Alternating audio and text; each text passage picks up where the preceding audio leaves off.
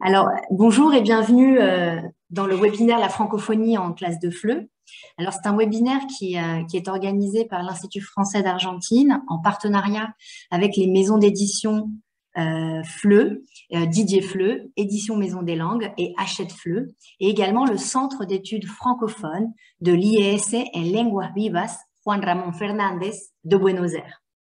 Alors, comme vous le savez, les chiffres les plus récents que nous ayons nous disent qu'il y a 300 millions de francophones répartis sur les 5 continents et 132 millions d'apprenants de français. Donc, c'est ainsi que la langue française est, selon l'Organisation internationale de la francophonie, la 5e langue la plus parlée dans le monde. Donc, il faut également savoir, l'une des missions de l'OIF est de promouvoir la langue française et sa diversité linguistique et culturelle. Et c'est, à mon sens, une des missions que les enseignants de français du monde entier partagent avec l'OIF. Et en particulier, les enseignants de français d'Argentine, puisque l'Argentine est membre observateur au sein de l'OIF depuis 2016. Alors, l'enjeu est de taille. Y faire face n'est pas simple pour les enseignants de français, qui sont souvent formés à enseigner le français de France et la culture française, et faire entrer la francophonie en classe quand on ne connaît pas la culture, les expressions linguistiques des autres pays francophones peut être une situation assez inconfortable. La francophonie est donc une découverte pour tous et toutes, une découverte tant pour les apprenants de français que pour les enseignants. Et faire entrer la francophonie en classe de français, c'est découvrir et faire découvrir la richesse culturelle et linguistique qu'offre la langue française et l'espace francophone dans une approche interculturelle et à travers différents supports, comme par exemple la littérature, la chanson, le cinéma, la langue, avec ses expressions idiomatiques, ses accents divers et variés. Alors, si c'est un vrai défi pour tous les enseignants de français, c'est un défi également pour les maisons d'édition qui ont dû progressivement repenser le contenu de leur manuel. Donc, ce webinaire ne prétend pas vous donner toutes les solutions, mais vous invite à mener une réflexion autour de ce qu'est la francophonie et les enjeux dans l'enseignement-apprentissage du français. Vous allez également découvrir le point de vue historique des maisons d'édition quant à l'entrée de la francophonie dans les méthodes de FLE, mais aussi découvrir des outils favorisant l'introduction de la francophonie en classe de FLE. Et les différents intervenants vous donneront également quelques pistes à explorer. Alors aujourd'hui, nous sommes réunis autour de cette table ronde virtuelle avec différents intervenants qui occupent des postes différents et qui permettent d'avoir des points de vue et des regards divers. Alors, en représentation des maisons d'édition des langues, nous avons Eva, qui est déléguée pédagogique et commerciale, et Anne, qui est auteure aux éditions Maisons des langues. En représentation de Didier FLE, nous accueillons Wilfried, directeur commercial, et Regina, qui est déléguée pédagogique pour l'Amérique latine. En représentation d'Hachette FLE, nous avons Fatima Davin, professeur des universités, et Jean-Pierre Cuc, didacticien linguiste et également professeur des universités. Agustina, Magdalena et Victoria sont enseignantes formatrices, membres du Centre d'études pédagogiques de l'IES en Lenguas Vivas Juan Ramón Fernández de Buenos Aires, et elles animeront ce webinaire. Et finalement, Louise Blanco-Cook, mon proche collaborateur à l'Institut français d'Argentine, avec qui je travaille sur toutes les questions qui touchent à la langue française et à sa diffusion d'Argentine. Alors, le webinaire est organisé en 2 temps. Le premier temps, on donnera la parole aux collègues du Centre d'études francophones. Elles vont présenter le CEF et également la bibliothèque francophone du professorat de français de Buenos Aires. Et ensuite, nous participerons donc à une table ronde virtuelle sous forme d'interview avec des questions qui seront posées aux différents intervenants. Alors, je tiens à remercier sincèrement les maisons d'édition et les intervenants et intervenantes d'avoir accepté de participer à ce webinaire. C'est un plaisir et un honneur de vous avoir parmi nous aujourd'hui. Je profite de l'occasion pour annoncer qu'un cycle de webinaires en partenariat avec les maisons d'édition commencera le vendredi 6 mai pour parler de francophonie. Alors, vous aurez prochainement toutes les informations via nos réseaux sociaux sur le site de l'Institut français d'Argentine. Et avant de céder la parole aux collègues du CEF, je tenais à remercier également les participants d'être présents aujourd'hui. Nous avons reçu une centaine d'inscriptions venues de toute l'Argentine. Donc, 20 provinces sont représentées sur 24. de Jujuy en passant par Salta, Tucumán, Santa Fe et Catamarca et en allant jusqu'à Tierra del Fuego. Merci pour votre présence et je vous souhaite un excellent webinaire.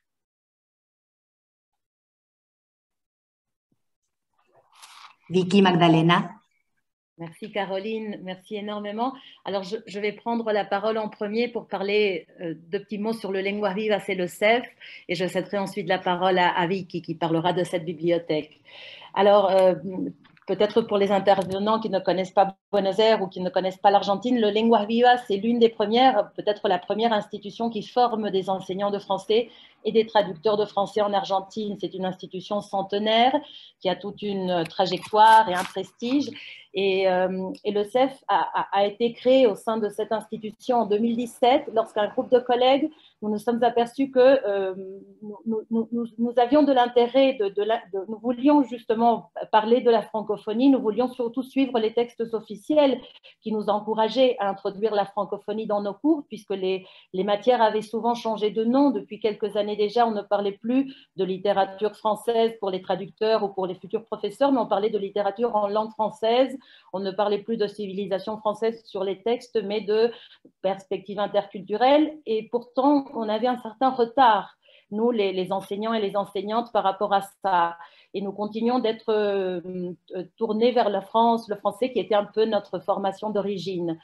Et pourtant, nous avions de la curiosité, de l'intérêt, le souhait de partager cela avec les élèves, mais nous sentions qu'il fallait tout d'abord nous former nous-mêmes. Et donc, le CEF a été créé tout d'abord comme un espace de formation pour les enseignants et en même temps, parallèlement, pour les étudiants du Lengua Vivas et pour le public général, puisque en Argentine et à Buenos Aires, il y a un public francophile assez nombreux, non, de gens qui souvent essaient qui participent dès qu'il y a une activité qui concerne la francophonie, la France ou quelque chose qui se rattache à ça, ils sont toujours prêts à participer. Donc, on a conçu cet espace comme un espace de formation, tout d'abord pour nous et puis ensuite pour les autres collègues, pour les élèves. Et les activités que nous avons développées depuis ce moment-là ont été variées. Nous avons peut-être invité des collègues, parfois d'autres provinces, des chercheurs qui, par exemple, experts en littérature des Caraïbes, pour donner un exemple, ou même des chercheurs du Brésil. Nous avons invité bien sûr des auteurs ou des artistes qui venaient en Argentine, parfois du Canada, parfois de la France, de la Suisse, etc. Et bien sûr aussi, nous avons pensé à mettre en évidence la présence de la francophonie en invitant les maisons d'édition qui publiaient des livres traduits et les traducteurs qui les traduisaient ici en Argentine. Donc, on a pensé à différentes activités, mais l'objectif était toujours de nous former et parallèlement de montrer justement que devenir professeur de français ou devenir traducteur de français, ça supposait être en contact avec un univers bien plus large que celui qu'on avait en général en tête, oui, puisqu'on associe encore beaucoup la francophonie ou le français à la France.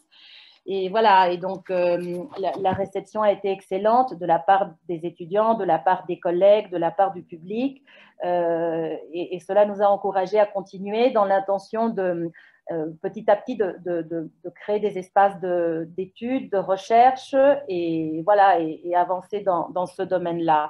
Avec la pandémie, bien entendu, nous avons introduit le virtuel. Cela, bien entendu, a été utile. Et dans ce sens, cette année, nous avons l'intention de poursuivre avec des rencontres présentielles, mais aussi des rencontres virtuelles qui nous permettent d'être en contact avec plus de monde, plus de public et plus d'experts d'un peu partout. Et nous avons pensé à des activités cette année. La première va avoir lieu certainement au mois de mai. Et ce sont des ateliers d'écriture, des ateliers d'écriture justement pour réfléchir aux problématiques qui concernent le fait d'écrire dans une langue qui n'est pas la sienne, qui n'est pas la langue maternelle plutôt.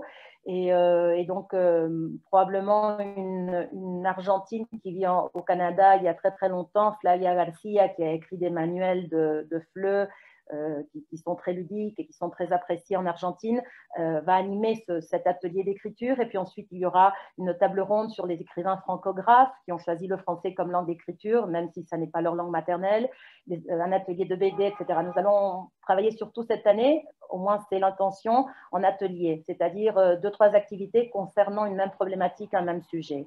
Donc, voilà peut-être en quelques mots l'essentiel, je pense, du CEF. Certainement, peut-être Vicky peut compléter ou Agustina aussi, si j'ai oublié quelque chose.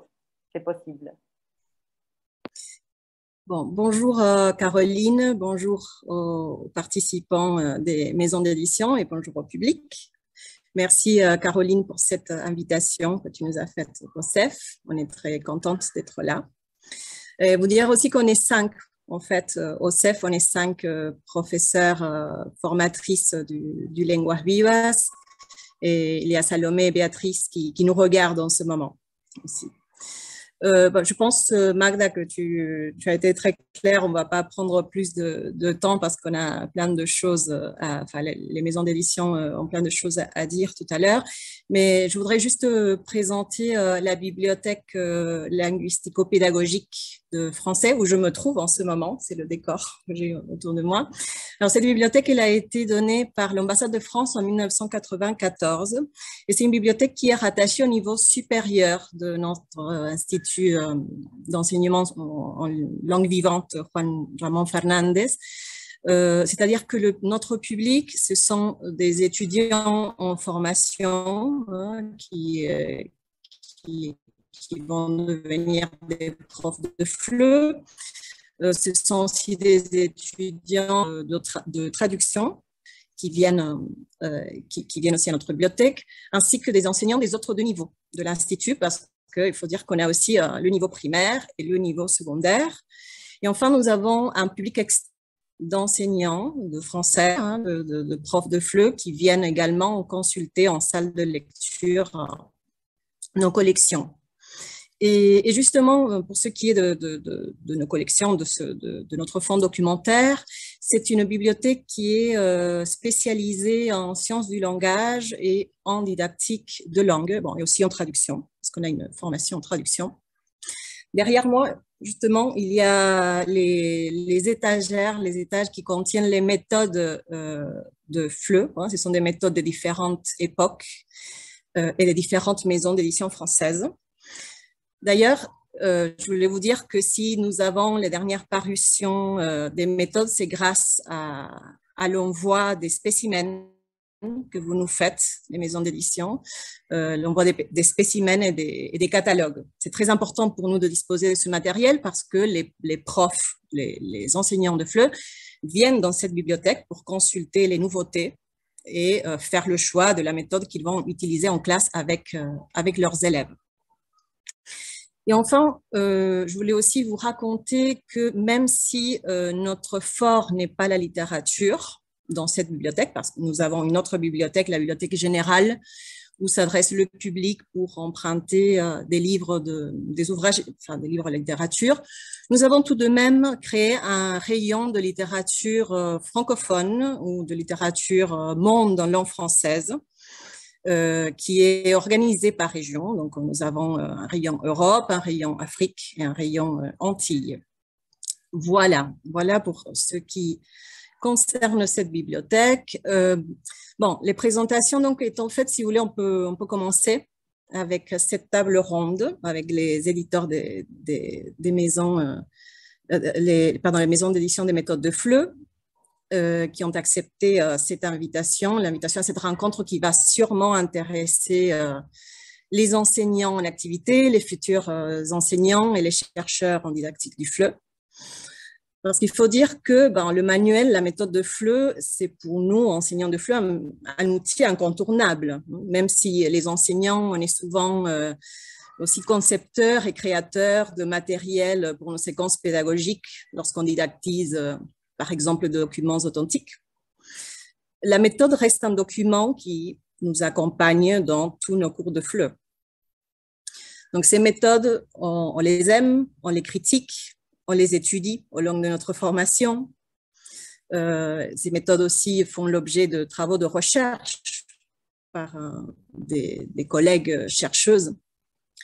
Mais ce n'est pas tous les jours que nous avons cette occasion d'entendre de première main les éditeurs et les auteurs de ces manuels. Donc, c'est une rencontre qui nous honore énormément. Bien, alors comme vous le savez, en ce jour de clôture de la Semaine de la francophonie 2022, l'axe de cette rencontre, c'est la francophonie en classe de FLE, comme l'a dit Caroline au début de la présentation. Et nous allons donc poser des questions sur la manière dont vous faites entrer aujourd'hui cette diversité francophone dans vos livres. Et on laissera la parole également au public à la fin de cette rencontre. On lira leurs questions qu'ils écriront dans le chat. On va commencer, alors si vous êtes d'accord, avec une question très générale sur le terme de francophonie, ce terme qui n'est pas toujours aisé à définir. Alors, je voudrais demander à Fatima Davin et Jean-Pierre Cuc. Bonjour Fatima et Jean-Pierre de la maison édition Hachette. Bonjour. C'est moi qui réponds. Ouais. Alors, d'abord, je voudrais vous demander alors comment est-ce que vous définissez. Et oui. Laissez-moi vous dire quel grand plaisir j'ai à être avec vous aujourd'hui. Merci beaucoup à l'Institut français, merci beaucoup au Centre d'études francophones. Pourquoi je dis ça? C'est parce que j'ai eu plusieurs fois l'occasion de venir chez vous, à Jujuy, à Salta, à Buenos Aires et aussi au magnifique congrès que nous avions fait à Rosario. Et je suis certain que beaucoup de collègues sont derrière leur ordinateur aujourd'hui. Je ne les vois pas, mais je les salue avec beaucoup d'amitié. Je reconnais d'ailleurs, bien entendu, notre collègue de Lenguas Vivas qui est là. Voilà, donc ça c'était pour dire d'abord le grand plaisir d'être avec vous ce soir. Alors, pour répondre j'allais dire précisément à la question. Et la difficulté, c'est justement de répondre précisément, en fait. Qu'est-ce que c'est que la francophonie? Pour nous, au départ de l'idée de ce livre, c'est quelque chose qui nous, on va dire, qui nous tient à cœur depuis longtemps. À vrai dire, j'avais déjà commencé à parler de ça dans le premier livre que j'avais fait en 91, les rapports entre le français langue seconde, la francophonie, voilà. Donc c'est quelque chose qui est en fond de notre travail depuis longtemps. C'est pour moi plus qu'une question linguistique au départ. La francophonie, c'est un projet et un projet éducatif et une offre culturelle alternative. C'est-à-dire que, comme vous savez, les différentes langues vivantes ont du mal à exister dans le monde d'aujourd'hui face à ce que Calvé appelle l'hyperlangue. Et c'est pas simplement une question linguistique, c'est aussi une question culturelle. Et justement, les divers participants à la francophonie, ceux qui font vraiment la francophonie, ceux qui parlent le français partout autour du monde, vous en Argentine, nous en France et d'autres dans tous les pays du monde, je pense que nous avons à proposer un projet culturel, non pas qui s'inscrirait en contre, mais qui s'inscrirait en possibilité de choix par rapport à d'autres systèmes culturels et linguistiques qui se présentent au choix de la jeunesse d'aujourd'hui. Choix donc culturel qui est fondé sur un certain nombre j'allais dire, de valeurs éducatives fondamentales. Et puis, donc, la deuxième partie de la réponse, donc, c'est la partie éducative. Il me semble que passer par le biais de la francophonie pour enseigner le français, c'est pas du tout refuser de s'occuper de ce qui se passe en France, ni du point de vue linguistique, ni du point de vue culturel, loin de là. La France joue un rôle très important dans cette francophonie, mais c'est dire que c'est pas un rôle unique et que la francophonie, elle existe partout où il y a des gens qui parlent, qui écrivent, qui lisent le français. Et pour les élèves, je pense que, et pour les professeurs aussi, d'une certaine façon, ça les incite à se décentrer de leur pratique quotidienne et de se voir eux-mêmes autrement, pas simplement comme des consommateurs de français, pour ce qui concerne les apprenants de langue étrangère, mais aussi comme des gens qui participent de droit à ce système-là. Euh, Enseigner le français en élargissant la focale, on peut dire, à la francophonie, euh, c'est accepter de se voir et de voir les autres à partir de points de vue complètement différents. Et du coup, quand je dis que c'est un projet éducatif, c'est parce que ça nous apprend à la jeunesse, à nous tous, en fait, à chaque fois qu'on fait quelque chose dans ce domaine-là, ça apprend à nous voir à la fois comme le centre du monde et participant à ce monde par ailleurs. C'est-à-dire accepter que les autres ne nous voient aussi pas comme le centre. On apprend à être soi-même. On voit qui on est. Bon, on est un jeune Argentin qui apprend le français, par exemple. On a notre histoire, notre culture, nos habitudes. Et puis, on voit comment les autres nous voient en français de cette manière-là. On se voit, on voit les autres, on apprend justement à voir qu'on n'est pas un homme, je sais pas, un être unique dans l'univers et dans l'univers des langues, dans l'univers des cultures. Et je pense que du point de vue éducatif, en tout cas, ça nous a beaucoup importé lorsqu'on a écrit ce livre. C'est pour nous fondamental. Je tiens juste à préciser un dernier point, puis je vais arrêter là, c'est que notre livre n'est pas une méthode hein, de langue, mais c'est une proposition aux enseignants d'utiliser ce qu'ils ont l'habitude de faire par ailleurs du point de vue méthodologique et pédagogique en français, de l'utiliser en ayant simplement un point de vue totalement élargi, à la fois du point de vue des réalisations linguistiques possibles du français, mais aussi des réalisations culturelles qui se disent en français partout autour du monde.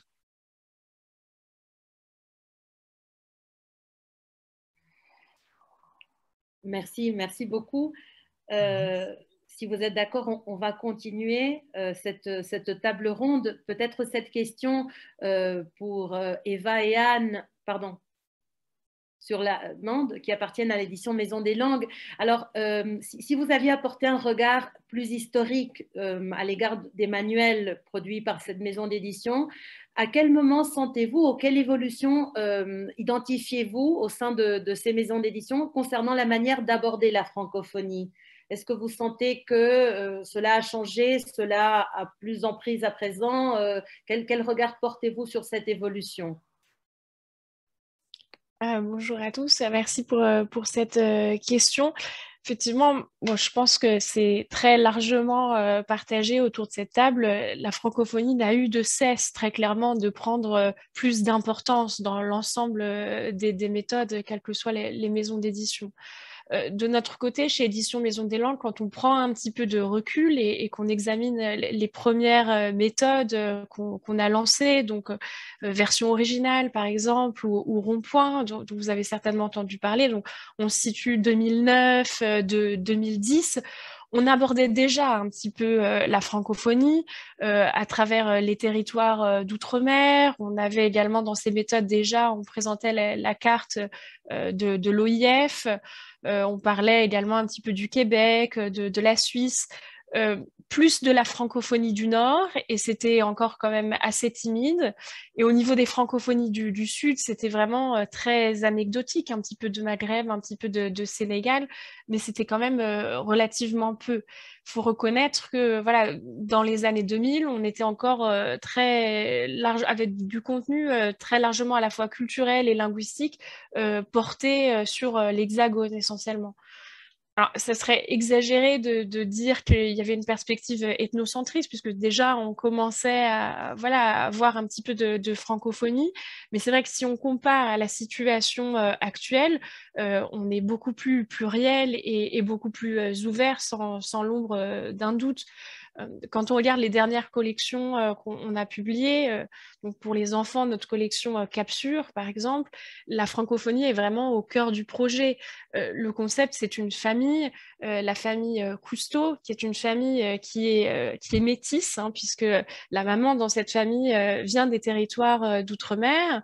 Et le concept, c'est le voyage au niveau de la francophonie, c'est-à-dire qu'ils partent de Paris et ils se lancent autour d'un tour du monde des différents pays francophones. Donc on voit que c'est le cœur.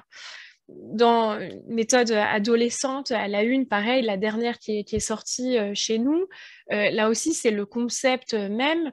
On a donc des jeunes adolescents pour que les âges soient en rapport avec les âges des utilisateurs, des apprenants, donc entre 10 et 14 ans, qui vont se transformer pour les besoins de la méthode en jeunes photoreporters, c'est-à-dire que chacun de ces jeunes ados sont issus d'un pays, d'une ville de la francophonie différente, et ils vont nous faire découvrir leur ville à travers donc leur prisme, leurs endroits préférés, ce qu'ils aiment manger, où ils aiment se rencontrer, etc. Et dans le défi qui est notre méthode adolescente, notre méthode adulte, grands adolescents et adultes, on a choisi d'avoir une méthode où la culture est le centre de l'apprentissage. C'est-à-dire que dans chaque début d'unité, dans cette méthode, on démarre par une double page culturelle. C'est par là qu'on commence. La double page culturelle qui était souvent plutôt à la fin des unités pédagogiques, là, c'est ce par quoi on commence. Et on fait la part belle à la francophonie, puisque dans chaque unité, on va évoquer un territoire de la francophonie différent. Donc très clairement, d'une position assez ponctuelle de la francophonie dans nos méthodes, la francophonie, elle est devenue essentielle. Et elle retranscrit là, finalement, les réflexions de nos sociétés en général, de nos sociétés contemporaines sur des problématiques telles que l'inclusivité, la pluralité des identités, puis la reconnaissance du fait qu'effectivement, la langue française n'est pas seulement la langue de France, mais la langue d'un espace beaucoup plus vaste, qui est une richesse et qui est aussi un levier à l'heure actuelle pour pousser à l'apprentissage du français, qui voilà, est dans certains territoires un peu en désuétude. Et justement, le fait de montrer la grande possibilité qu'offre le français, ça nous aide aussi à maintenir la langue française. Et pour continuer sur ce même sujet, j'aimerais demander à Fatima et à Jean-Pierre, à quel moment dans l'histoire de la didactique, de l'enseignement du FLE, avez-vous senti que la francophonie est devenue incontournable? Eva nous disait, bon, au début, c'était timide, c'était anecdotique. À partir d'un certain moment, c'est devenu au centre du manuel. Qu'est-ce qui explique et à quel moment situez-vous historiquement, n'est-ce pas, cette importance, cet essor de la francophonie qui en fait maintenant quelque chose qui est au cœur des manuels? Alors, d'abord, je vous remercie tous donc, de nous avoir invités donc, à cette table ronde. Et je remercie particulièrement donc, Caroline de m'avoir invitée et de me donner le plaisir aussi de partager avec vous donc, ces questions autour de la francophonie. Alors, moi, je pars du fait que du moment qu'on est locuteur du français, on est acteur de la francophonie. Et donc, l'histoire, évidemment, de la francophonie ou de l'enseignement, ça dépend si on parle de l'histoire de la francophonie ou de l'enseignement de la francophonie. Je pense que c'est une réflexion qui date d'il y a longtemps, mais je pense qu'à chaque fois, on a eu du mal à concrétiser en quelque sorte cette réflexion, alors qu'on en a besoin dans nos classes, parce que je pars du fait, et moi je l'ai toujours pensé, et je pense que Jean-Pierre aussi, que du moment qu'on enseigne le français, on est dans la francophonie.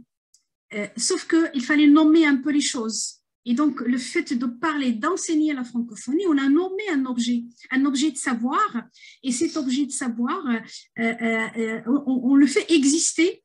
Hein, lorsqu'on dit, bon, on va enseigner la francophonie, alors que, bon, on sait très bien qu'on enseigne pas mal de choses en ce qui concerne la francophonie dans nos classes, quand on parle de la langue, de la variation linguistique, quand on parle de la diversité culturelle dans nos classes, quand on parle de la littérature francophone, du cinéma, de la chanson, etc.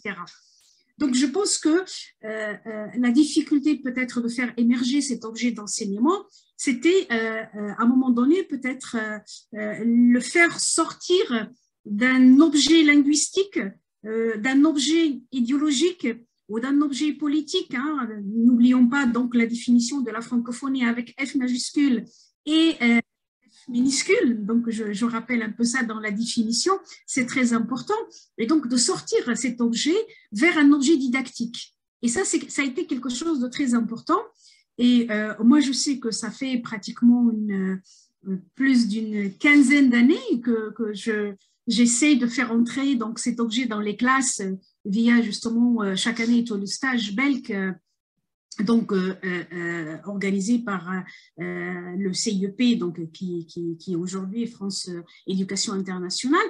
Et, mais il fallait quand même concrétiser ça par un objet, ouvrage, ou par des manuels, ou par des documents qui vont aider les enseignants donc, à travailler en classe. Alors, la réflexion aussi a évolué aussi depuis...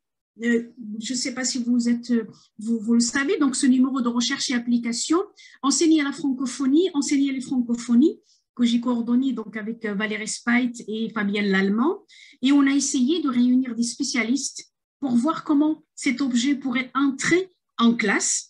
Et on a donc organisé toute une réflexion à travers les contributions des auteurs pour voir qu'est-ce qu'on peut enseigner, comment on peut l'enseigner, et quelle est la réflexion historique qui a été mise en place d'ailleurs par Speit, et quels sont les savoirs qu'on peut enseigner en classe, que j'ai justement traité dans mon article, et puis cet objet didactique donc, qui a été travaillé aussi par Jean-Pierre Cuc dans ce numéro, et puis d'autres collègues qui ont contribué à ce numéro de recherche et application de 2018. Et on a fait exprès de parler d'enseigner la francophonie, enseigner les francophonies, parce qu'on part du fait qu'il y a quand même quelque chose d'important à signaler, c'est qu'il n'y a pas une francophonie, mais des francophonies donc à faire entrer en classe. Donc, si on est en Argentine, on a une francophonie en Argentine, mais on va aussi la croiser avec des francophonies qui vont venir de partout. Et je pense que c'est ça qui a fait évoluer la réflexion et qui a fait évoluer aussi le fait de sensibiliser aujourd'hui les enseignants à faire entrer la francophonie dans leur classe.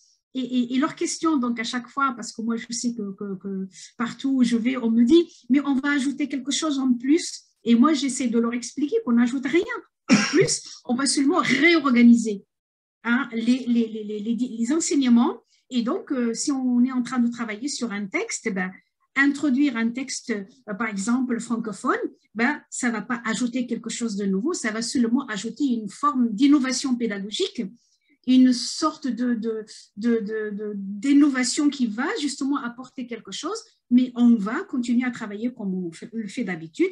Il y a justement une modification des pratiques par le fait que l'introduction de la chanson, l'introduction de la littérature, l'introduction je ne sais pas moi, on a traité pas mal d'objets dans justement l'ouvrage Enseigner la francophonie qui permettent de dire, bon voilà, je fais évoluer ma pratique en introduisant justement ce concept de la francophonie. Voilà, donc ce qui fait qu'on donne une certaine légitimité à cet enseignement. Et le fait de donner cette légitimité permet justement de répondre à pas mal de questions des enseignants qui sont parfois inquiets en disant oui, mais on n'a pas d'outils didactiques. Et nous, ce qu'on a essayé de faire, ce n'est pas de leur donner quelque chose clé en main, c'est de leur donner les pistes. Et ces pistes-là, on laisse l'enseignant justement libre de les enrichir, de les utiliser dans sa classe et de voir justement comment localement, on peut adapter ce type justement d'enseignement par rapport à la francophonie. Voilà, donc je pense que c'est un message qu'on a essayé de faire passer aux enseignants et je pense que ce message, les enseignants l'attendaient depuis longtemps et c'est pour ça que lorsqu'on a publié justement cet ouvrage chez Hachette, qui a été très bien accueilli chez Hachette, je pense que c'est un objet aussi qui va être, je pense, bien accueilli dans les classes parce qu'il y a tellement de pistes sur comment introduire cet objet en classe. Donc, je ne sais pas si tu as besoin d'ajouter quelque chose. Je veux bien rajouter quelques mots pour répondre à la question de quand est-ce qu'on a commencé à s'intéresser à ça. Je dirais, contrairement à beaucoup d'autres éléments dans l'histoire de la didactique, celui-ci est particulier. C'est-à-dire qu'on n'a pas eu, par exemple, l'irruption d'une nouvelle théorie d'ordre psychologique ou cognitif. On n'a pas eu une révolution méthodologique qui dit, voilà, maintenant, comment il faut faire, ce que vous faisiez avant, c'était pas bien, maintenant, il faut faire autrement. Voilà, bon. Là, c'est complètement différent. Il me semble que petit à petit, la francophonie s'est imposée par elle-même comme un objet difficile à théoriser. C'est peut-être pour ça qu'il a fallu attendre pratiquement voilà, ces 20 premières années de ce siècle pour qu'on ait des revues complètes qui soient consacrées du point de vue didactique ou des livres maintenant qui se veulent à la fois théoriques et une aide méthodologique. Mais je pense qu'en fait, ça a commencé avec le français langue seconde. C'est-à-dire qu'on s'est rendu compte avec le français langue seconde qu'il y avait autre chose que le français indifférencié. Et puis le français langue étrangère ou français langue maternelle. On a été obligé de penser les choses autrement que d'une façon binaire. Et petit à petit, il a fallu, c'est pas qu'il a fallu, c'est que s'est imposé un cadre plus large. Et ce cadre, on l'appelle la francophonie. Alors, la difficulté du point de vue théorique, c'est justement de faire passer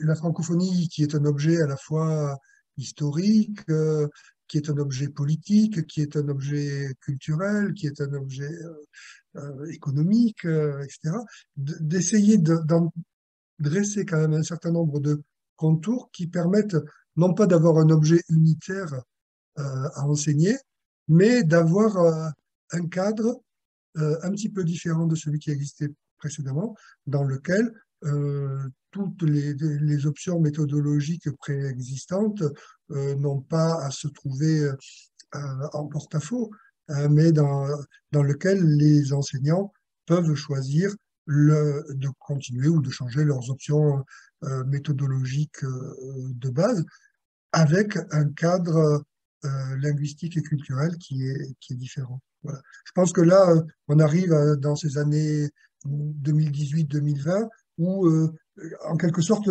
ça s'est imposé par soi-même, mais ça fait 30 ans, 40 ans que les choses couvrent.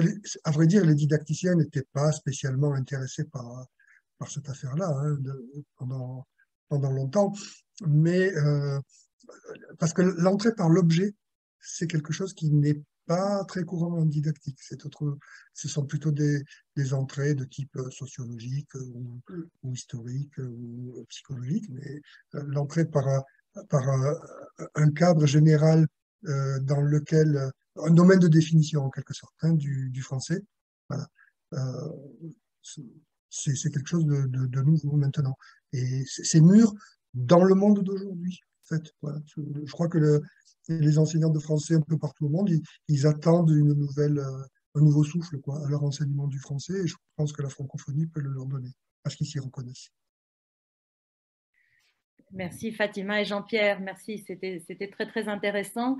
Et effectivement, l'adjectif difficile revenait souvent dans vos propos, c'est-à-dire comment introduire la francophonie, le défi que cela suppose. Et à ce propos, j'aimerais que Regina et Wilfred nous en parlent, c'est-à-dire quels sont les enjeux, quels sont les défis que vous avez qui se sont présentés à vous lorsque vous avez introduit ou décidé d'introduire dans vos manuels la francophonie. Qu'est-ce que vous avez fait? Quel choix avez-vous fait finalement, etc.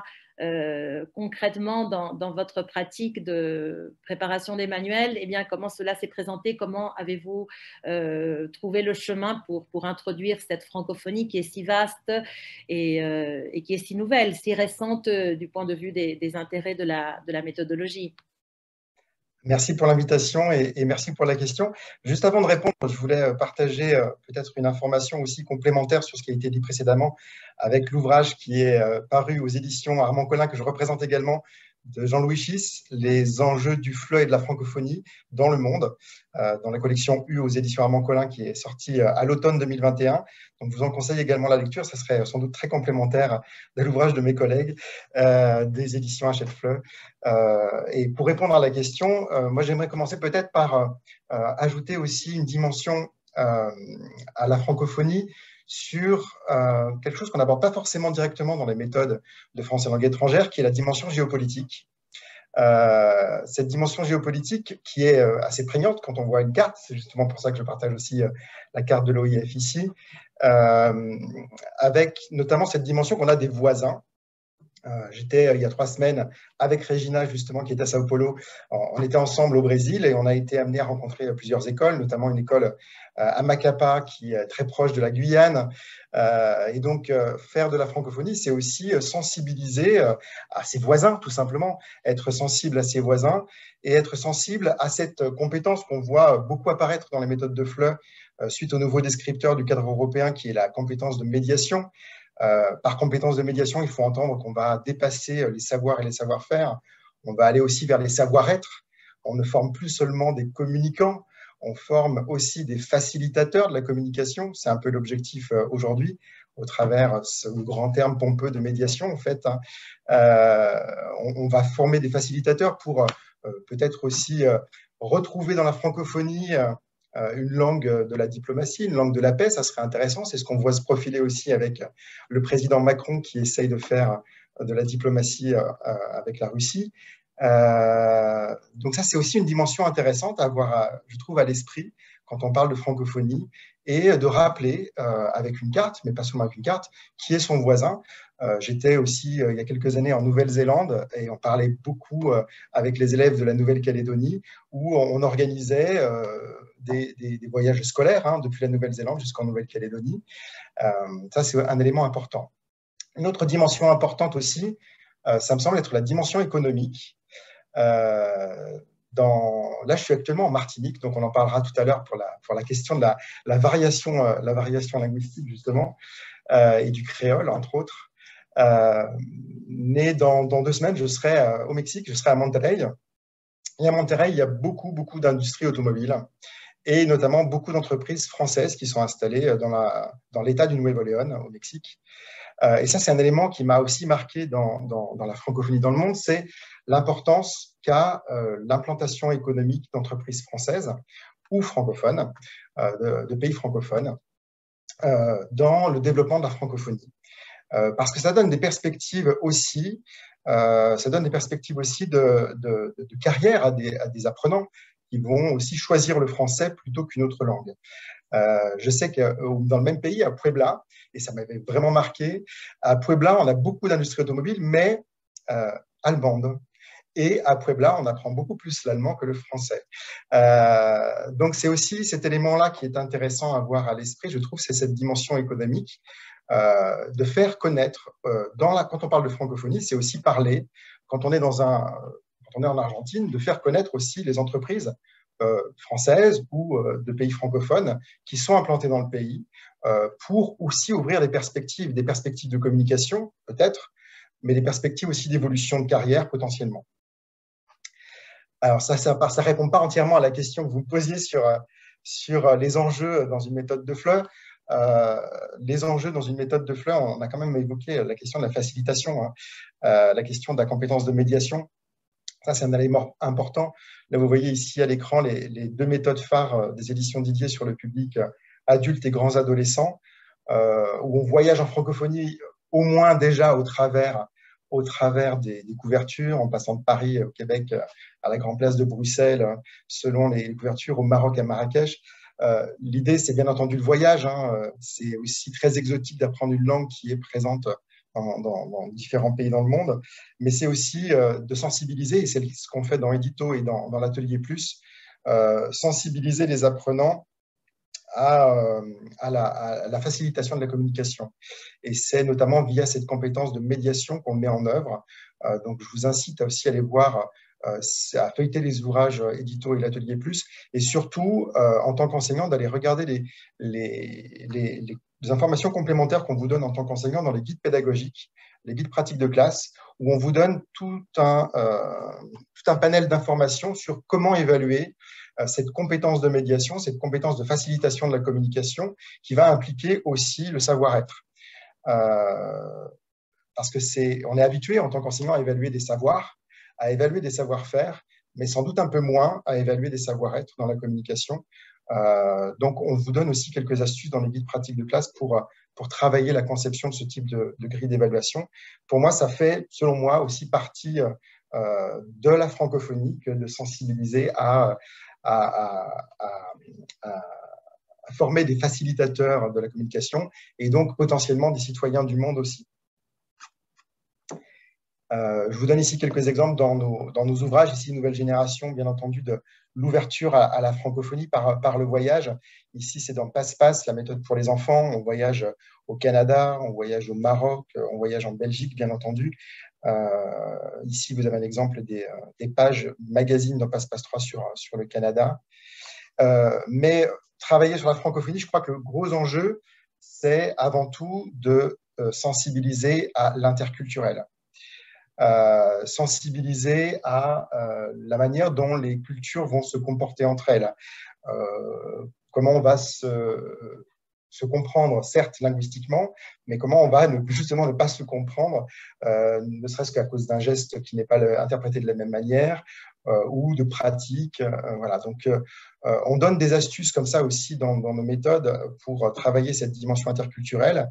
C'est le cas dans Passe-Passe, la méthode pour les enfants. Donc ici, je vous donne un exemple de Passe-Passe 3 avec une rubrique qui s'appelle « Toi, moi, nous », où en l'occurrence, ici, on parle de différents sports. On est avec des enfants, hein, donc parler de la francophonie, on ne va pas en parler de la même manière, on va parler de géopolitique avec les enfants, mais on peut au moins parler du sport et de différentes pratiques de sport dans le monde francophone avec les enfants.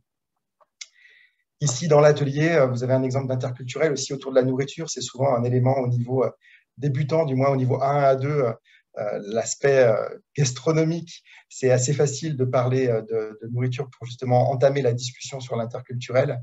C'est un point d'ancrage assez facile pour démarrer. Justement, dans une méthode que vous connaissez peut-être qui s'appelle Bonjour et Bienvenue, qui est une méthode pour les grands débutants qu'on a déclinée en version traduite en arabe, en chinois, en coréen, mais aussi en anglais. On a une rubrique qui s'appelle Interculturel et qui met en évidence, justement, vous le voyez ici, sur la première page à gauche, sur la présentation, on est dans l'unité sur la présentation, les prénoms francophones et les prénoms les plus populaires au Maroc, en Suisse, au Québec et en France. À titre d'exemple, bien entendu, dans les versions chinoises ou les versions coréennes de cet ouvrage, on a cette rubrique interculturelle qui va varier et qui va mettre en évidence la comparaison, une lecture croisée, une lecture comparée de la culture française avec la culture chinoise quand on est dans la version chinoise. Donc ça, c'est intéressant aussi d'apporter des éléments de lecture croisée, de lecture comparée dans la francophonie d'un point de vue socioculturel. Et puis l'autre enjeu, parce que vous posiez la question des enjeux quand on est éditeur pour intégrer du contenu francophone, c'est l'enjeu des documents authentiques. Mes collègues précédemment en ont parlé aussi déjà. L'idée est d'avoir des documents qui soient actuels et des documents qui soient le reflet de la diversité de la francophonie. Donc des documents authentiques, ça passe par une chanson, ça passe par une vidéo, une émission de télévision, un site internet, une application sur un smartphone est aussi un document authentique en soi. Ici, on vous donne un exemple du partenariat qu'on a dans Edito, la nouvelle version d'Edito, édition 2022, avec RFI Savoir. C'est un partenariat qu'on avait déjà sur Edito B1. On l'a poursuivi sur Edito B2, avec ici un exemple d'une émission radio donc, sur les tortues marines au Congo, encore une fois avec un document qui ouvre à l'interculturel et à la diversité vers la francophonie avec le Congo. Donc des documents authentiques, ici c'est un document authentique également issu d'un prospectus d'une communication au Luxembourg sur la gratuité des transports en commun. Et un autre élément qui est important quand on parle de documents authentiques, souvent on s'arrête aux documents authentiques, mais on oublie de dire que peut-être il faut aller au-delà du document authentique et s'intéresser au-delà de l'objet document authentique à son contexte et à son environnement. Et donc être confronté non pas seulement en tant qu'apprenant à des documents authentiques, mais aussi à des situations authentiques. Donc être confronté à des éléments de vie pratique, c'est-à-dire je vais arriver en Suisse, je vais arriver en Belgique, je vais arriver en France ou dans un autre pays francophone, comment trouver un logement, par exemple. Ça, c'est un cas concret, c'est un cas pragmatique. Comment je trouve un logement. Donc, avoir aussi dans les méthodes de FLE des rubriques qui orientent vers la vie pratique. C'est le cas ici dans l'exemple que je vous montre à l'écran d'Edito. Alors, j'ai oublié de partager mon son, mais ce n'est pas grave. En fait, on a un document authentique ici, vous le voyez à l'écran, avec un billet de train TGV et où on entend dans le document audio la voix de Simone. Est-ce que vous savez qui est Simone ? Simone, c'est la voix qu'on entend partout en France, dans les gares, à la SNCF, en fait. C'est la voix, justement, le document authentique auquel on va être confronté dans la vraie vie. Quand on arrive en France, dans une gare, on va entendre Simone qui nous annonce le quai sur lequel se trouve notre train ou les différentes gares desservies par le train. Donc ça, c'est un document authentique dans un contexte de situation authentique où on incite ici les apprenants, dans cette page vie pratique, à utiliser une application web qui va être SNCF Connect, qui permet de réserver son billet de train. Donc, utiliser en direct une application web, c'est aussi une forme de confrontation à la réalité. Donc, on a de plus en plus dans les méthodes de FLE aussi de références aux applications. On avait à une époque des références à des sites internet, des blogs, etc. Aujourd'hui, bien entendu, les méthodes de FLE, elles évoluent, et c'est le cas aussi pour nous chez Didier FLE, avec des contenus liés au smartphone et à des applications. Il y a récemment, avec Régina, justement, on a fait une présentation où on a expliqué comment utiliser, on a travaillé en atelier, on n'a pas expliqué, on a plutôt réfléchi avec des apprenants comment utiliser des chatbots. Vous savez ce que c'est peut-être les chatbots? Ce sont des robots qui répondent directement pour vous quand vous mettez des mots-clés ou quand vous mettez des phrases. Vous discutez dans un chat avec non pas une personne, mais avec un robot qui, en fonction des mots ou des questions que vous posez, vous apporte une réponse. Donc, un outil aussi intéressant, un outil réel, en fait, qui permet de se confronter à un robot francophone. Et si on répond à côté de la plaque, bien entendu, on n'aura pas de réponse de la part de ce robot. Donc, c'est une confrontation à une réalité aussi authentique intéressante. Voilà pour quelques exemples d'enjeux en tant qu'éditeur. Bien sûr, ce n'est pas exhaustif. Ça ne répond pas de manière exhaustive. Ce n'est pas l'ambition de mon côté de répondre de manière exhaustive, mais ça vous donne quelques pistes sur quelques enjeux. Merci Wilfried. Peut-être avant de poursuivre la table ronde, je me fais écho d'un commentaire de Caroline pour le public. N'hésitez pas à poser des questions sur le chat, n'hésitez pas non plus à faire des commentaires ou faire part de vos réactions. Et à la fin de cette séance, nous allons peut-être en lire quelques-unes pour repartir sur certains sujets qui vous auraient semblé plus intéressants. Bien, alors pour continuer, je voulais poser la prochaine question à Eva et Anna de Maison des Langues. Alors, vous disiez que cet objet que la francophonie touche à différents domaines. Jean-Pierre, il parlait de la dimension éducative, Wilfried à l'instant évoquait les dimensions géopolitiques, économiques, interculturelles. Donc, Eva et Anna, dans vos manuels, quels sont les domaines que vous privilégiez pour introduire la francophonie? Est-ce que ce sont plutôt les variétés linguistiques, l'histoire, la culture, la géographie?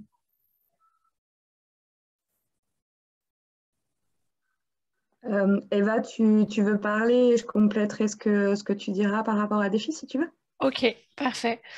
Alors, les domaines privilégiés, d'abord, c'est le domaine culturel, je pense. C'est vraiment l'élément central pour nous, notre façon première d'introduire la francophonie, parce qu'elle permet d'éveiller la curiosité. Et ça, c'est le gros challenge, je crois, quand on est en cours, c'est d'éveiller la curiosité, de susciter l'attractivité, l'intérêt.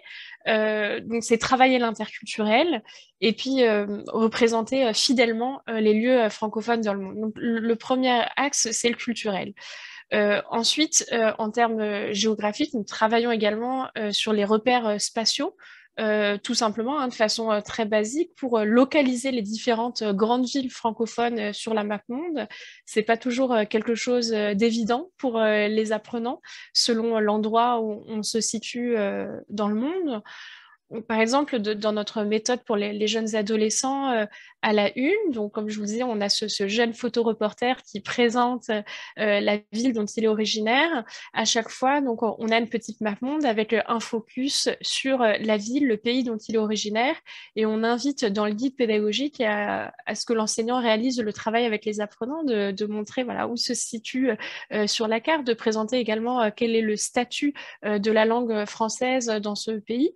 Et parfois, les apprenants sont très surpris parce que ce sont des pays qui sont très éloignés du leur et ils ne pensaient pas forcément que ces pays-là étaient francophones ou que le français était parlé dans ces territoires. Donc, il y a également l'aspect géographique. Il y a également l'aspect phonétique, les collègues l'ont évoqué aussi un petit peu.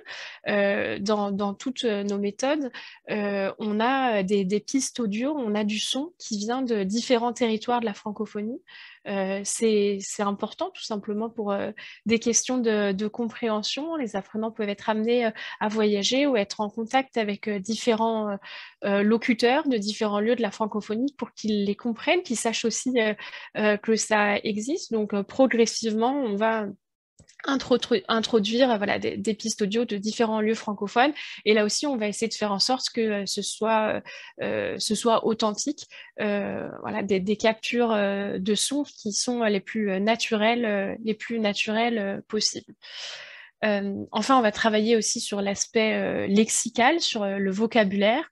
Donc, on va introduire ponctuellement du vocabulaire issu des différents pays francophones, donc des expressions propres à des environnements. C'est vrai que selon le lieu où on se trouve dans le monde, il y a des mots qu'on ne va pas forcément utiliser parce qu'ils sont moins fréquents, que ce soit des mots liés au climat, des mots à certains éléments d'alimentation, par exemple.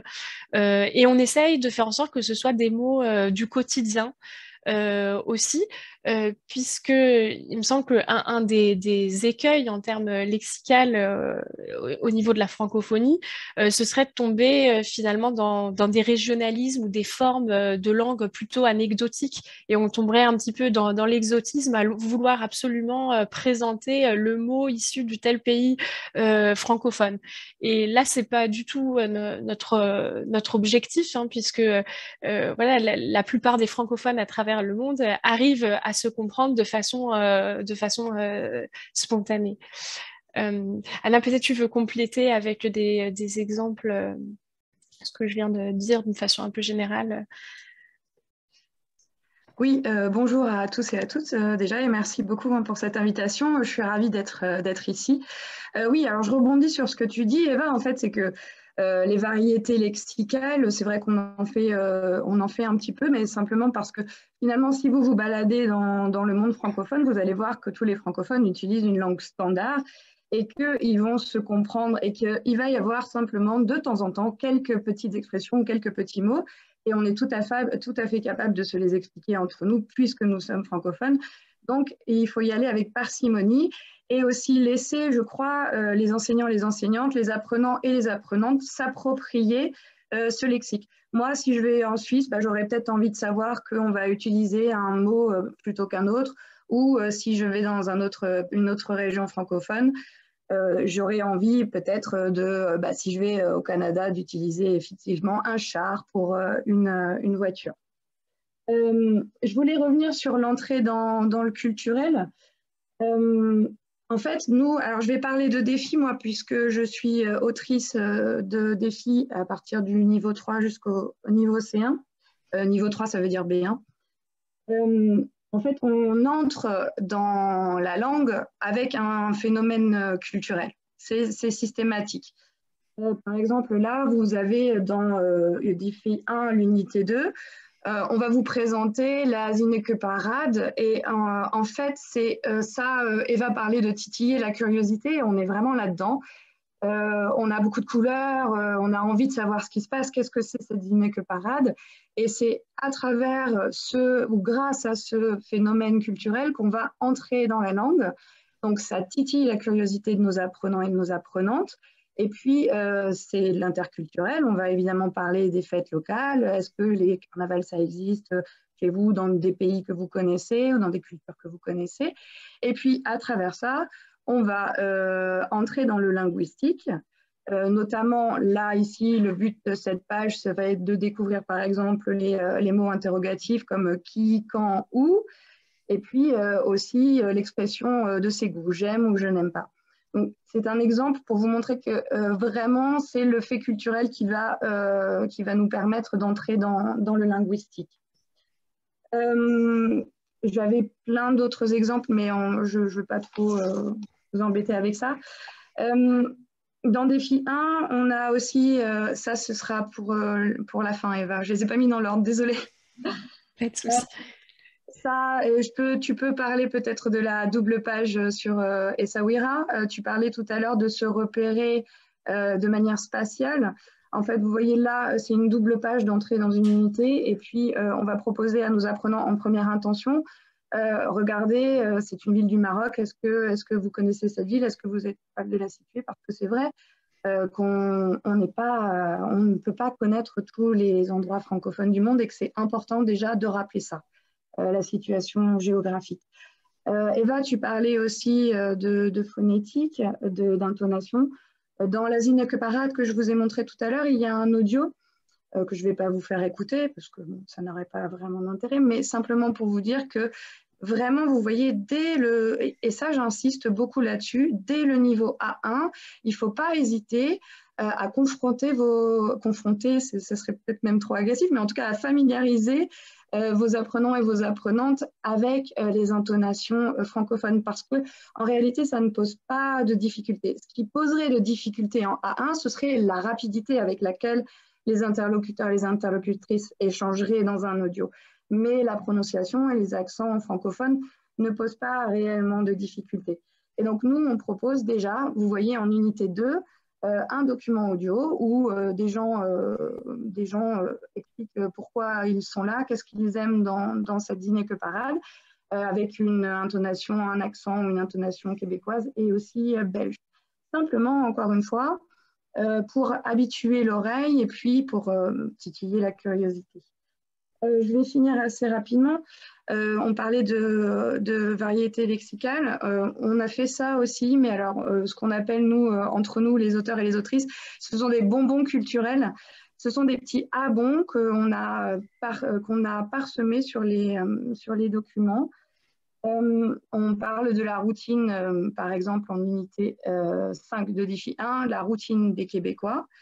Et là, on va proposer donc aux enseignants, aux enseignantes et aux apprenants et aux apprenantes qui le souhaitent, une variété lexicale qui est assez importante, puisque en Belgique ou au Québec, on déjeune, on dîne et on soupe. Et d'ailleurs, chez moi, en Charente, on soupe aussi. Voilà. Parce que la francophonie, ce n'est pas seulement tout le monde entier, mais c'est ce que vous disiez tout à l'heure, les intervenants, c'est aussi nous. Moi, en tant que charentaise, c'est le sud-ouest de la France, à côté de Bordeaux, je soupe. Et voilà. Merci Anna. Je ne sais pas si Eva, tu voulais ajouter quelque chose à votre présentation. Alors peut-être simplement rajouter une chose en disant que peut-être une des difficultés aussi qui se pose, c'est de trouver les documents authentiques issus de la variété des pays francophones. Parce que c'est vrai, du côté des maisons d'édition, il y a aussi des choses très pragmatiques. Au-delà de ce qu'on aimerait faire, il est parfois difficile de trouver les documents authentiques idéaux, parce qu'il faut que, effectivement, il y a des objectifs linguistiques, donc lexical, lexicales, syntaxiques, de niveau. Donc, il faut trouver le document qui va coller, il faut trouver le document qui va aiguiser la curiosité des apprenants, un document qui rende compte du quotidien des francophones, et il faut que la variété des pays de la francophonie, des différentes villes francophones, soit représentée. Et c'est vrai que c'est pas forcément évident, puisqu'il y a très rapidement la question des droits d'auteur, la question des sources, et puis il y a certains pays francophones qui publient un petit peu moins, que ce soit en livre ou que ce soit sur Internet. Et donc pour pouvoir accéder et pouvoir les imprimer, les publier dans nos méthodes, c'est parfois aussi une difficulté très concrète au-delà de ce que nous aimerions faire. Je peux rebondir là-dessus, vite fait? Bien sûr, bien sûr. Oui, parce que c'est vrai qu'on a différents critères qu'on doit respecter. Donc, le document authentique, c'est vrai que c'est important en FLE, on en parle beaucoup. Les objectifs linguistiques, le fait culturel. Et pour avoir été autrice sur la collection Défi, je peux vous dire que c'est un sacré boulot de recherche et les enseignants et les enseignantes le savent très bien puisqu'ils le font eux-mêmes et elles-mêmes quand ils conçoivent leurs cours. Et ça prend vraiment des heures. Et puis parfois, on ne trouve pas. On aimerait faire quelque chose et on ne trouve pas. Et là, je me souviens, là, j'ai une petite anecdote sur le C1 dans Défi. On voulait absolument faire quelque chose sur la culture zombie en Haïti, puisque la thématique de l'unité, c'était la peur. Et je peux vous dire que ça n'a pas été tout repos. On a fini par trouver, mais vraiment, ça a demandé un travail extraordinaire. Et en plus, une autre difficulté, c'est d'éviter d'avoir un regard français sur un fait culturel francophone. Ça, c'est aussi compliqué. Parce que si vous prenez des sources de médias français qui ont une vision du fait francophone, ce ne sera pas la même chose que si vous prenez un média qui vient de la région francophone que vous voulez traiter. J'entends par là que si vous voulez parler d'un phénomène culturel marocain, c'est bien plus intéressant et en tout cas différent d'avoir le point de vue d'un média marocain sur ce fait culturel particulier. On a essayé de faire ça avec Défi. On n'a pas toujours réussi, mais on a quand même trouvé quelques sources et quelques documents qu'on pouvait exploiter en fonction des objectifs linguistiques, bien sûr, et en fonction du niveau. Encore plus difficile quand vous êtes dans les niveaux A, je pense. Voilà, c'était tout ce que je voulais ajouter. Donc, bravo aux auteurs et aux autrices, et aux enseignants et aux enseignantes, parce que ce n'est pas facile. Merci beaucoup, Anna. Très intéressant cette dernière réflexion qui concerne ce qu'on disait par rapport à la décentration aussi. Je voulais revenir sur la question de la diversité linguistique et revenir vers Wilfried et Regina pour vous demander comment vous envisagez l'introduction de la richesse linguistique de la langue française dans vos méthodes. Par exemple, en ce qui concerne les différents accents, les expressions idiomatiques spécifiques à chaque pays francophone, etc. Alors, ce qui est intéressant, effectivement, vous m'entendez, c'est bon, j'ai allumé le micro, je pense que c'est bon. Ce qui est intéressant dans les méthodes, effectivement, c'est d'avoir une variété de documents authentiques, on le disait tout à l'heure.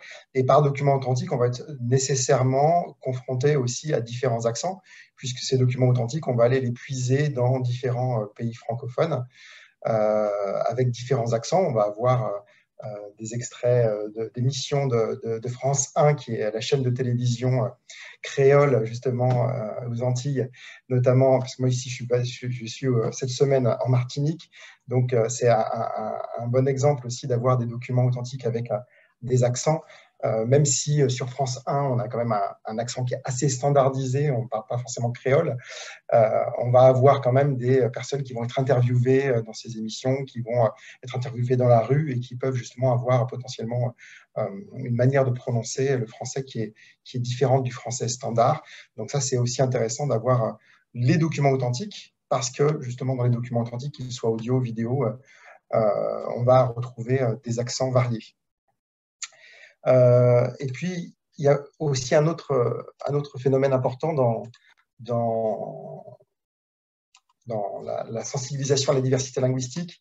Anna parlait tout à l'heure justement du français des régions. Ça, c'est aussi important de le signaler. On le valorise dans les méthodes. Moi, je me souviens même à titre personnel, moi je suis champenois et lorsque j'ai fait mes études, je suis allé faire mes études à Lyon et j'ai été très surpris de la manière dont on dit l'heure à Lyon. Moi je disais il est 10h10, mais à Lyon on dit il est et 10. Donc on ajoute le et, voilà. On ajoute aussi le y beaucoup. On ne dit pas je l'ai fait, mais j'y ai fait. Donc c'est aussi intéressant d'être confronté à la variation linguistique dans l'apprentissage du français, y compris dans la diversité linguistique régionale, au-delà des différents accents francophones.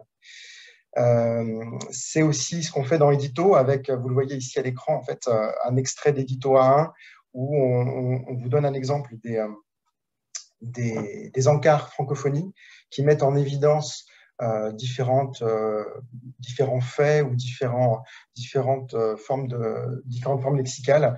Par exemple, dans l'unité sur la présentation, on doit donner son numéro de téléphone. On doit donner son numéro de téléphone portable, mais en Belgique, on dirait le GSM en l'occurrence. Je prends cet exemple-là parce que moi, j'aime beaucoup parler du téléphone portable, comme vous l'avez compris, je suis un petit peu geek. Donc, c'est un exemple ici intéressant. Et puis, dans Nouvelle Génération, on a créé une nouvelle rubrique par rapport à l'édition précédente, dans cette Nouvelle Génération, qui est le français qui se cause. Et dans cette rubrique-là, on va notamment avoir du français un peu familier, ou des manières de dire un petit peu différentes de ce qu'on a l'habitude de voir dans des méthodes de FLE traditionnelles, notamment travailler sur les émojis. Moi, je trouve ça super intéressant aussi de travailler sur les émojis pour travailler la variation linguistique et aborder la traduction à partir d'un émoji, d'une phrase en émoji, différentes manières de le dire en français avec la variation linguistique. Par exemple, ici, je suis dingue de vélo, plutôt que de dire j'adore le vélo, je kiffe grave cette chanson, etc., etc.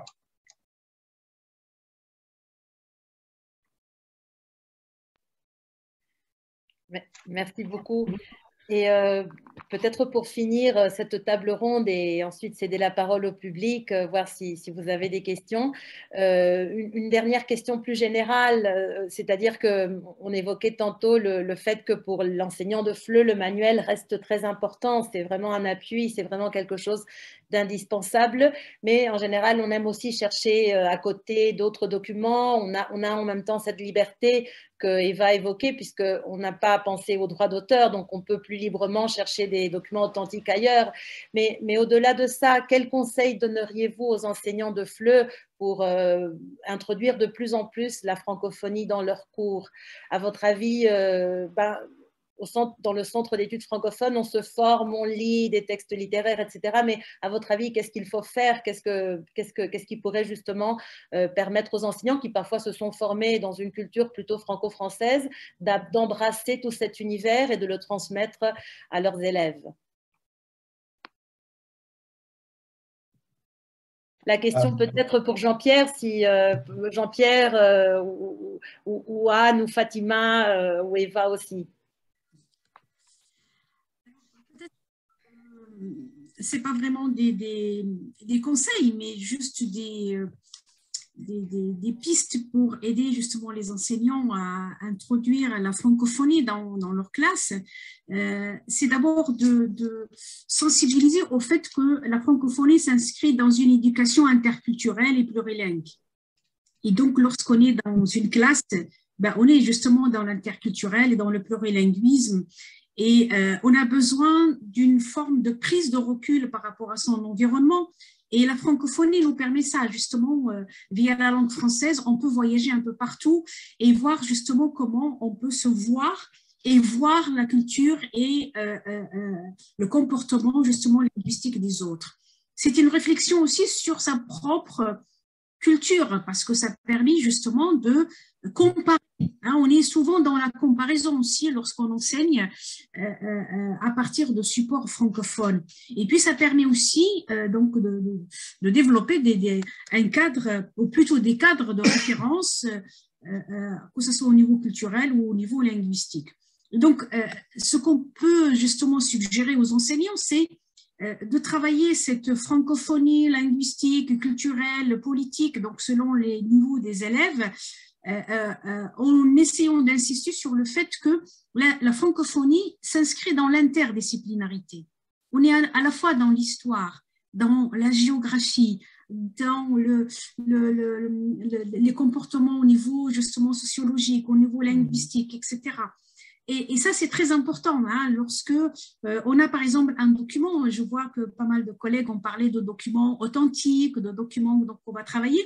Ben, ces documents, il faut les situer historiquement, géographiquement et dans d'autres paramètres pour que les élèves ou les apprenants, ou que ce soit donc des étudiants ou des élèves, puissent comprendre justement cette francophonie. Et là aussi, je pense qu'il y a un travail d'aide pour connaître l'histoire de la francophonie. Hein. Ça, on a commencé par ça au début de cette table ronde. Connaître cette francophonie, que ce soit sur le plan linguistique, mais aussi sur le plan institutionnel. C'est très important de revenir sur l'histoire. Ça va dépendre bien sûr du niveau des élèves. C'est faire découvrir aussi l'interculturalité et comprendre les comportements culturels. Et ça, les apprenants ont besoin d'être accompagnés. Et je pense que ça aussi, donc on peut, via des supports, via des idées, on peut suggérer justement aux enseignants de travailler sur cette entrée-là. Il y a aussi le fait d'accompagner les élèves dans la compréhension des variations linguistiques, prendre conscience de la variabilité de la langue. C'est très important parce que parfois on a des enregistrements, que ce soit pour des tests ou que ce soit pour des examens, qui sont des enregistrements d'auteurs ou plutôt de locuteurs natifs. Mais parfois, donc, les étudiants ou les élèves vont entendre, je ne sais pas moi, un accent québécois, un accent marocain, un accent argentin. Et là, ils se disent, mais ce n'est pas le bon français. Et ça, il faut sensibiliser au fait que c'est du bon français, sauf que c'est prononcé d'une façon tout à fait différente. Et puis, je pense aussi, donc, pour que la francophonie et l'introduction de la francophonie puissent être réussie en classe, c'est toujours tenir compte du niveau justement de l'apprenant. C'est-à-dire que le support qu'on va introduire est très important, il faut qu'il soit vraiment adapté et surtout prévoir des documents de médiation, des images, des films, l'appel au vécu aussi, le fait aussi peut-être d'interroger, de mettre les étudiants ou les élèves dans une situation de recherche. Et ça va justement aider à faciliter l'introduction de cette francophonie. Le fait de travailler sur un document, il faut faire appel à l'espace francophone au niveau géographique. Il faut faire aussi à l'espace francophone au niveau historique. Quel est le rapport justement par rapport à cet espace? C'est très important. On peut utiliser bien sûr des cartes, etc. Il faut aussi travailler sur les spécificités. Et ça va permettre justement de situer et de comparer les espaces francophones. Travailler aussi sur les représentations. Je pense que le point de départ, ce sont les représentations, parce que chacun de nous a des représentations sur la langue française, ici et ailleurs. Et je pense que sensibiliser les enseignants et puis sensibiliser aussi les apprenants à ces questions-là, c'est très important. Et donc, inscrire en quelque sorte l'enseignement de la francophonie dans une approche comparative. Et ça, c'est quelque chose de très, très important. C'est-à-dire qu'il n'y a pas moi et les autres, ou les autres et moi, mais il y a un travail comparatif qui va me permettre de comprendre d'où je viens et où je vais, justement grâce à la comparaison, que ce soit au niveau linguistique, au niveau historique, géographique, politique, etc., pour faciliter l'introduction de la francophonie. Et puis un dernier point peut-être, ce que nous pensons justement, et c'est ce qu'on a essayé de mettre aussi dans l'ouvrage de Hachette, c'est de travailler sur des projets de classe. La francophonie vraiment évolue, la compréhension de tout ce qui se passe dans l'espace francophone, que ce soit au niveau culturel ou linguistique, pourrait justement être traitée sous forme de projets par rapport à des dispositifs concernant la francophonie institutionnelle, la francophonie quotidienne, la francophonie savante, la variation linguistique. Et je pense que travailler sur des projets, ça permet de travailler la francophonie à long terme. C'est-à-dire pas seulement on est dans une séquence, dans une séance, mais on est dans un travail à long terme qui va mettre justement l'apprenant au centre de l'apprentissage et qui va lui permettre aussi d'être dans une situation de recherche, c'est-à-dire qu'il n'est plus uniquement un consommateur, mais c'est quelqu'un qui va participer, qui va s'approprier cet enseignement justement de la francophonie et qui va lui aussi peut-être apporter une forme d'évolution pour justement travailler sur cette francophonie. Et c'est ce qu'on a essayé dans l'ouvrage de Hachette de proposer aux enseignants, c'est-à-dire partir bien sûr de séquences, de séances, etc. qu'on a proposées, des pistes plutôt, parce que je rappelle que ce n'est pas un manuel, et aller vers justement un projet de classe dans une approche actionnelle qui va permettre justement de mettre la main à la pâte côté apprenant et de chercher à s'approprier cette francophonie. Je ne sais pas si tu as quelque chose à ajouter. Oui, je suis évidemment d'accord avec ce que tu viens de dire. Mais je voudrais dire juste une chose.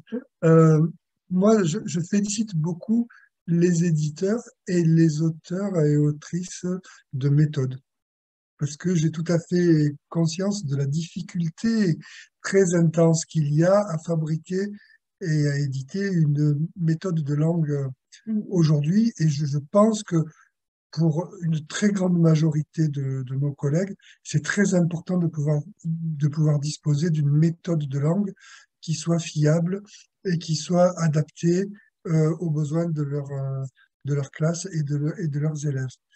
Mais je crois aussi que justement, les méthodes bien faites, elles ne sont pas enfermantes. Elles ouvrent forcément à aller voir un petit peu ailleurs. Alors, aller ailleurs, c'est un peu ce qu'on propose dans notre livre, c'est-à-dire dire, bon, mais les professeurs, mais aussi les élèves, les étudiants, en fonction de leur niveau, en fonction des thématiques qui les intéressent, qu'ils choisissent ensemble, ils sont capables d'introduire dans la classe, sous contrôle et sous travail, bien entendu, du professeur, des documents qui peut-être ne figurent pas expressément dans une méthode, mais qui peuvent être dans le thème général qui est choisi pour telle ou telle activité. Et comme vient de dire Fatima, en effet, c'est tout à fait intéressant de faire participer les élèves au choix même des éléments qu'ils vont avoir à travailler, au fond à proposer à leurs camarades, aussi à travailler avec leurs professeurs. Moi, je pense que ce que nous avons essayé de faire dans notre livre Enseigner la francophonie, c'est de dire aux enseignants, ben, voilà, vous avez déjà du matériel, vous avez déjà des méthodologies, vous avez déjà, enfin, vous savez travailler, quoi, vous savez enseigner le français. Nous, on vous propose juste quelques éléments qui vont vous permettre de voir les choses de manière parfois un peu plus large. Tiens, j'avais pas pensé à cet aspect-là. Ou, voilà, de quel côté je pourrais aller un petit peu piocher pour compléter, pour amender, pour corriger, pour faire un peu autrement ma classe de tous les jours. Et surtout de développer justement cette compétence francophone, que ce soit chez les enseignants ou que ce soit chez les apprenants. Voilà. Je ne sais pas si on m'a entendu, mais c'était juste pour compléter. C'est-à-dire que l'objectif est de développer cette compétence francophone, que ce soit chez les enseignants ou que ce soit chez les apprenants, parce que c'est une compétence donc, qui est très importante et qu'on peut ajouter donc, aux autres compétences qu'on travaille en classe de français.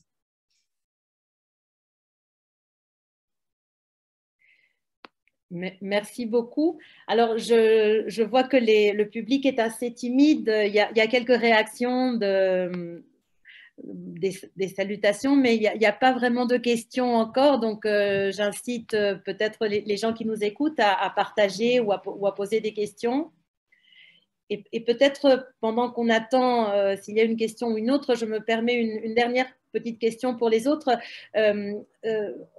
Qu'en est-il de la France dans cet univers francophone? Est-ce que les manuels ont changé également le regard qu'ils donnent de la France? la France est un pays très divers. La francophonie, elle se donne rendez-vous en France, un peu du fait qu'il y ait des Français de différentes origines, etc. etc. Est-ce que dans les manuels aussi, on essaie de donner un regard de la France peut-être différent de celui qui était donné auparavant, je ne sais pas, avec des clichés du style la Tour Eiffel, la baguette. Bon, ben, je sais que ça a changé, mais est-ce que le fait de regarder ailleurs, de regarder les autres pays francophones, vous a poussé en tant qu'auteur de manuel à penser à la France autrement et à donner de la France une image différente?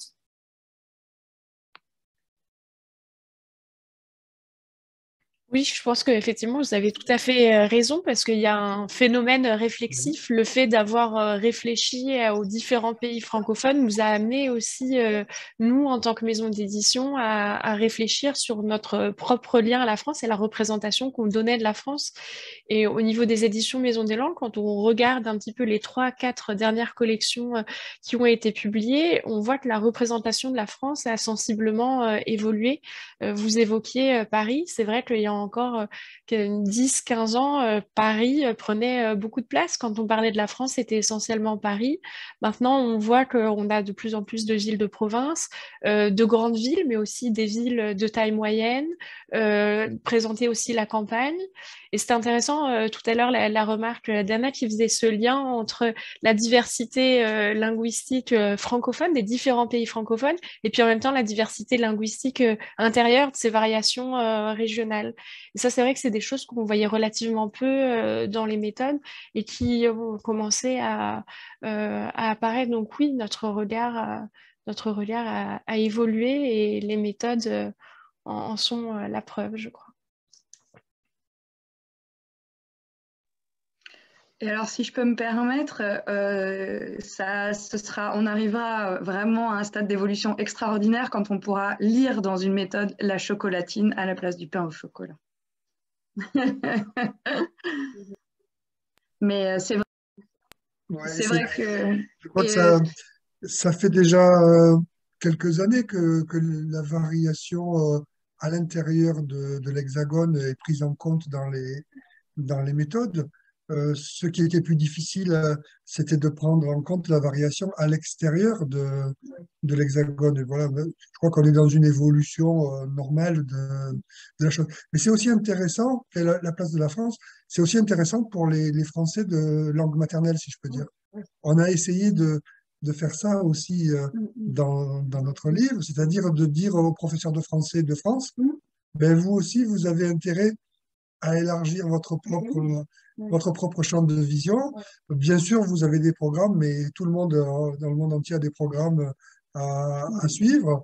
Mais vous pouvez aussi, rien ne vous interdit d'avoir une vision plus large des thématiques littéraires ou linguistiques que vous avez à traiter.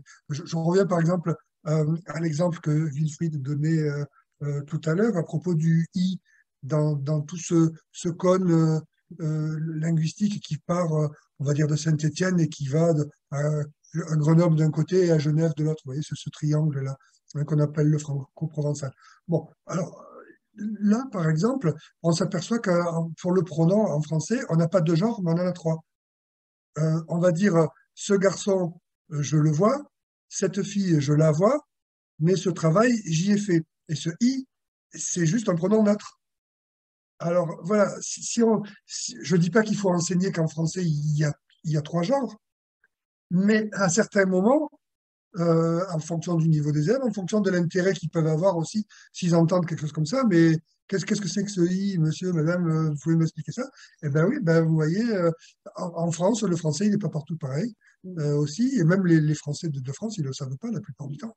Donc, il y a des endroits où leur français, c'est pas, moi je suis Marseillais, mon français, c'est pas le français de Genève, mais c'est pas non plus celui de Paris ou c'est vrai, pas seulement sur les aspects culturels. Hein. Voilà, moi aussi, quand j'étais petit, à Marseille, on soupait le soir et on dînait. Voilà, maintenant, ça se perd un petit peu. Mais du point de vue linguistique, c'est extrêmement important. Par exemple, sur l'opposition des voyelles nasales et des voyelles orales, qu'on peut très bien faire travailler à des élèves qui entendent ces différences. Et ça, du coup, ça leur permet aussi d'avoir moins de crainte dans leur propre prononciation de ces choses-là. Pour des hispanophones, par exemple, c'est très difficile. Hein, la prononciation des sons en nasal du français. Voilà. Et ben, ils se rendent compte que il y a plusieurs manières de le réaliser en français aussi. Voilà. Et puis surtout, ce qui est intéressant, c'est de voir à partir de quel point l'intercompréhension ne se fait plus. Et là, on sort du domaine quoi, à ce moment-là.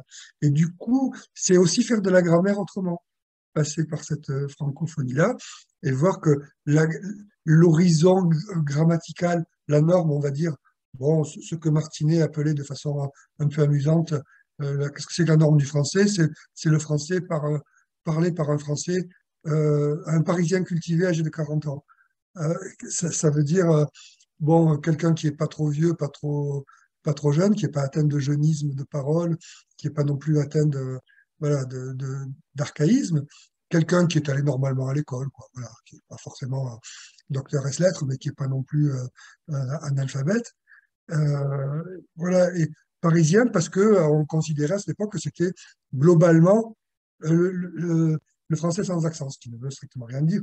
Bon, Martinet n'était pas du tout dupe de ce genre de choses, mais voilà, l'Argentin cultivé, l'Argentine cultivée âgée de 40 ans, ou le Marocain dont on a parlé tout à l'heure, ou d'autres, voilà, et ils ont aussi un horizon qui parfois se confond avec celui des autres, et parfois se distingue un petit peu, et c'est ça qui fait l'intérêt et la beauté de la chose.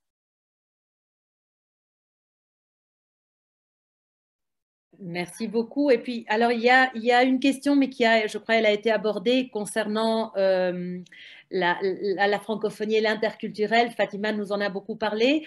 Et finalement, une dernière question que je vois ici, peut-être la différence, on nous demande la différence, une collègue, Laura Martínez de Tres Arroyos, la différence entre la francophonie et la francophonie avec un grand F et avec un petit f. Je ne sais pas si vous accordez de l'importance à cela ou si vous avez peut-être quelque chose à dire à ce sujet. Je me permets de prendre la parole rapidement.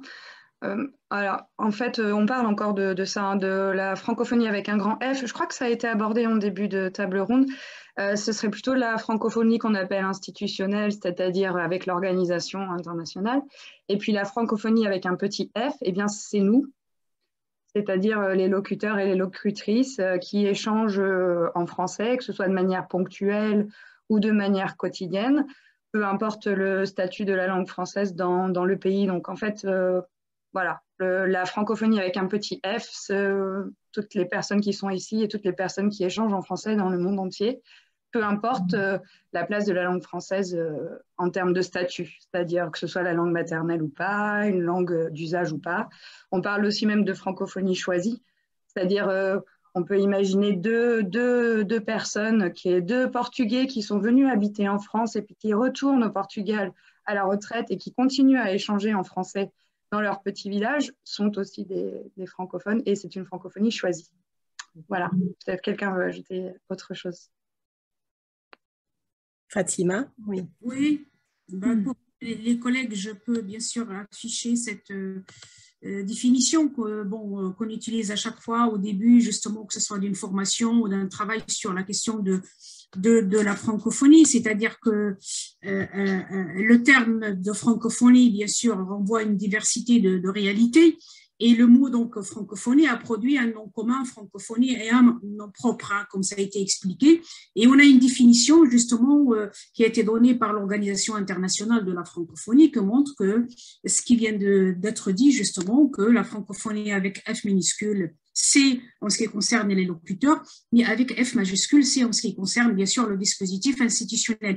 Mais bon, je dis ça, c'est surtout pour compléter que connaître justement cette francophonie, c'est remonter peut-être un petit peu à l'histoire, hein, notamment le F minuscule qui à la base a une origine géographique en fait, avant d'être une origine linguistique. Et là, je renvoie bien sûr à Onésime Reclus, qui était un géographe et qui était donc le premier à utiliser le terme de francophonie avec F minuscule. Et je renvoie aussi donc à l'histoire pour la francophonie avec F majuscule, où il y a un enjeu politique international, où on va passer justement de cette francophonie linguistique vers une francophonie politique comme organisation internationale. Et donc là, ce que je voudrais rappeler, c'est que c'était une initiative, pas de la France, mais de pays francophones, hein, notamment d'Afrique, notamment donc la Tunisie, le Niger, le Sénégal et puis un pays asiatique. Donc ce qui fait que cette francophonie linguistique a donné naissance à une francophonie politique qu'on appelle aujourd'hui l'Organisation internationale de la francophonie. Et c'est pour ça, donc l'orthographe, hein, on met un F majuscule pour donc l'organisation politique et un F minuscule pour tout ce qui est donc locuteur francophone. Voilà, c'était juste pour clarifier deux petites choses. Et je vous renvoie bien sûr à toute l'histoire sur le site de l'Organisation internationale de la francophonie, avec toutes les époques, donc depuis le début de cette organisation internationale de la francophonie jusqu'à aujourd'hui. Et par rapport donc à la francophonie avec F minuscule, bah c'est vous, c'est nous, c'est tout le monde, c'est-à-dire tous les francophones du monde. Voilà. Merci Fatima. Alors, on a une dernière question du public avant de terminer cette rencontre. Avez-vous des retours d'enseignants de FLE concernant l'introduction de ces univers francophones dans vos méthodes, de leurs propres impressions ou celles de leurs étudiants? Donc, une question pour Wilfried, pour Eva ou Anna. Ou et Anna.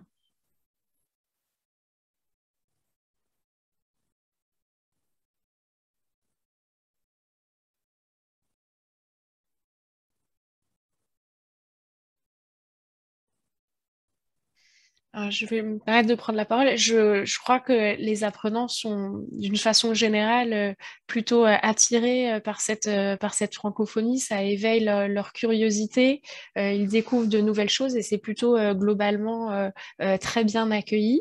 Mais dans certains territoires où la communauté éducative est peut-être pas encore formée justement à l'enseignement de la francophonie, ça peut susciter peut-être pas des réticences, mais pas tant d'intérêt parce que finalement ça répond pas aux attendus. Et on parlait tout à l'heure de Paris qui trustait les méthodes, etc. Et c'est vrai que certains publics ont comme attendu voilà, des choses très classiques, la Tour Eiffel, le fromage, les macarons, et c'est encore cette idée-là. Et c'est vrai que quand on propose autre chose, ça peut choquer un petit peu les enseignants qui ne sont pas nécessairement formés justement à ce autre chose, et les apprenants aussi, parce qu'il y a un aspect aussi commercial, quand c'est pas dans le cadre de cours de français obligatoires, ils viennent pour avoir la représentation du français qu'ils ont. Et donc là aussi, il y a tout ce travail et je trouve que c'est très bien justement d'organiser ce genre de table ronde pour sensibiliser la communauté éducative à ce nécessaire étape. Voilà, on parlait d'interculturel, etc. Vraiment de ne pas avoir peur de se former, puisque plus les enseignants seront formés, n'auront pas peur de se lancer, plus les apprenants aussi comprendront l'utilité et essaieront de faire un premier pas vers la sortie de leur représentation. Et puis nous, ensuite, commercialement, on pourra encore faire plus pour aller vers, voilà, vers une francophonie encore plus englobante et correspondre aux désirs des apprenants.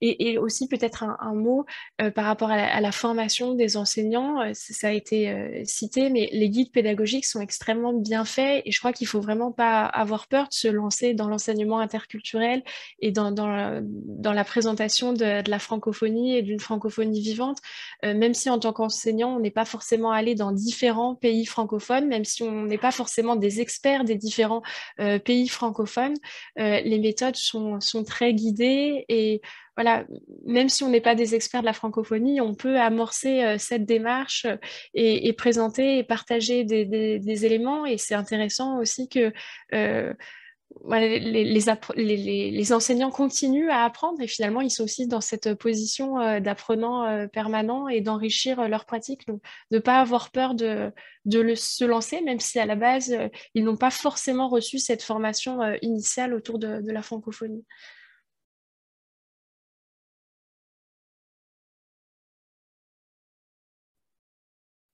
Bon, je crois que là, on est dans la limite du temps. On pourrait continuer encore des heures, mais on va terminer cette table ronde. Et, donc on va céder la parole à Luis Blanco Cook de l'Institut français d'Argentine.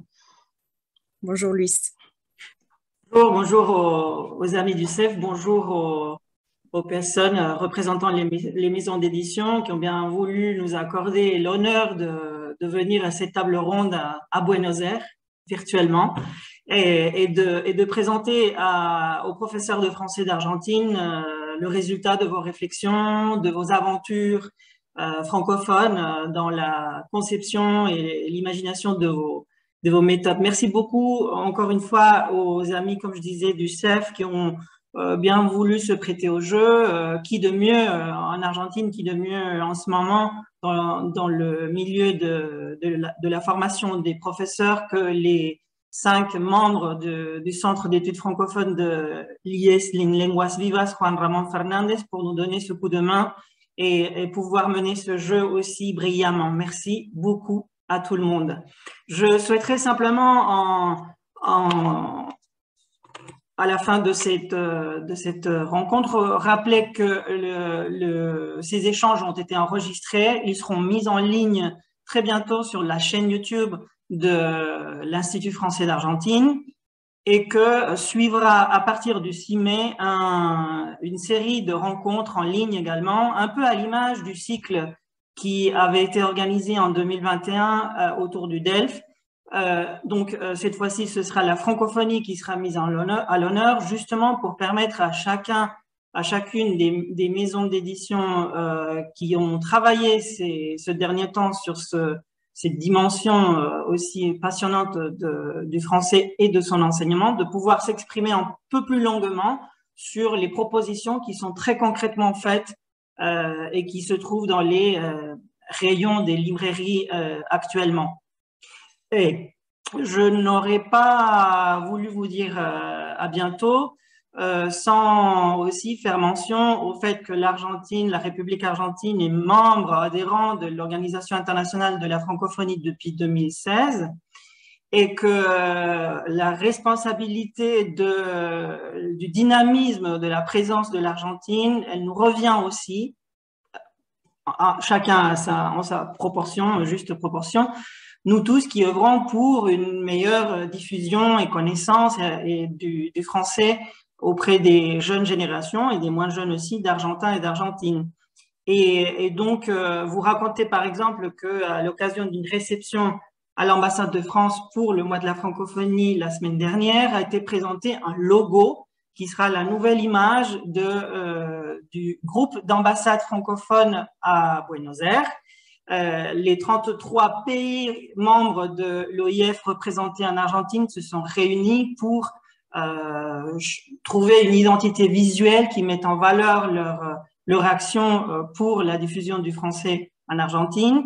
Et en particulier, la Cancillería, le ministère des Affaires étrangères d'Argentine et le ministère de l'Éducation argentin également ont dit OK pour, à partir de probablement cette année ou l'année prochaine, la mise en place d'un label dont on vous parlera bientôt, destiné aux établissements d'enseignement supérieur qui forment des professeurs de français et aux établissements des niveaux, comme on dit en Argentine, des niveaux obligatoires qui enseignent le français, qui distinguera les actions en faveur de la francophonie. C'est un scoop que je vous donne pour utiliser un mot bien français et on vous parlera plus en détail à l'avenir, très bientôt certainement, mais c'est une excellente nouvelle et nous espérons que vous serez de nôtres dans ce chemin qu'on va entreprendre ensemble. Merci encore à tous d'être venus. Cet après-midi pluvieux à Buenos Aires, mais certainement ensoleillé ailleurs.